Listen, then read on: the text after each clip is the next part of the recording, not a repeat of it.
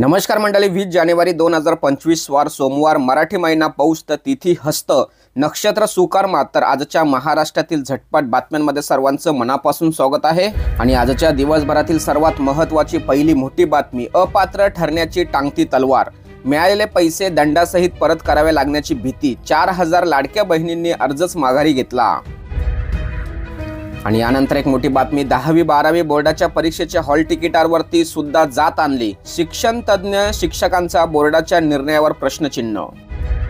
आणि यानंतर एक मोठी बातमी, मार्कडवाडीत ईव्हीएम मशीनचा मुद्दा तापला, शरद पवारांच्या राष्ट्रवादीचे आमदार उत्तम जानकर 23 तारखेला आमदारकीचा राजीनामा देणार, जंतर मंतरवर करणार आंदोलन। आणि पुढील महत्त्वाची बातमी, ठाकरे गटानंतर अजितदादांची राष्ट्रवादी ही स्थानिक स्वराज्य संस्थांच्या निवडणुका स्वबळावर लढण्याची शक्यता। प्रफुल्ल पटेल म्हणाले, शक्य असेल तेथे एकत्र, नाहीतर वेगळा विचार करावा लागेल। आणि एक महत्त्वाची बातमी, वकील गुणवर्त सदावर्तेच्या संचालकाचा 150 कोटीचा घोटाळा, पत्नी जयश्री पाटलांच्या खात्यावर 43 लाख जमा, ATS कामगार संघटनेचे खळबळजनक आरोप। आणि वाल्मिक कराडांच्या जामीन अर्जावरती आज सुनावणीकडे संपूर्ण महाराष्ट्राचं बीडसह लक्ष।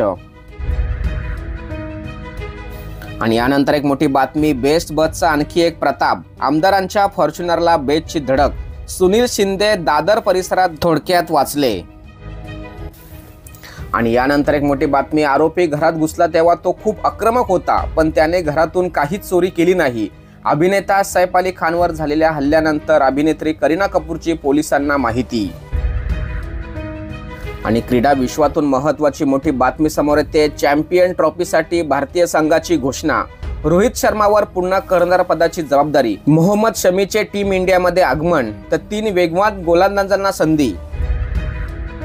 आणि पुढील महत्त्वाची मोठी बातमी, NTA नियमामध्ये बदल, नीटच्या फॉर्म भरणाऱ्या विद्यार्थ्यांची धावपळ, नाव बदल करण्यासाठी पोस्ट ऑफिसमध्ये विद्यार्थ्यांची गर्दी। तर मित्रांनो, अशाच महत्त्वाच्या बातम्यांसाठी आपल्या चॅनेलला सबस्क्राइब करा व व्हिडिओ आवडले असेल तर नक्की इतरांना शेअर करा। तोपर्यंत धन्यवाद। जय हिंद, जय महाराष्ट्र।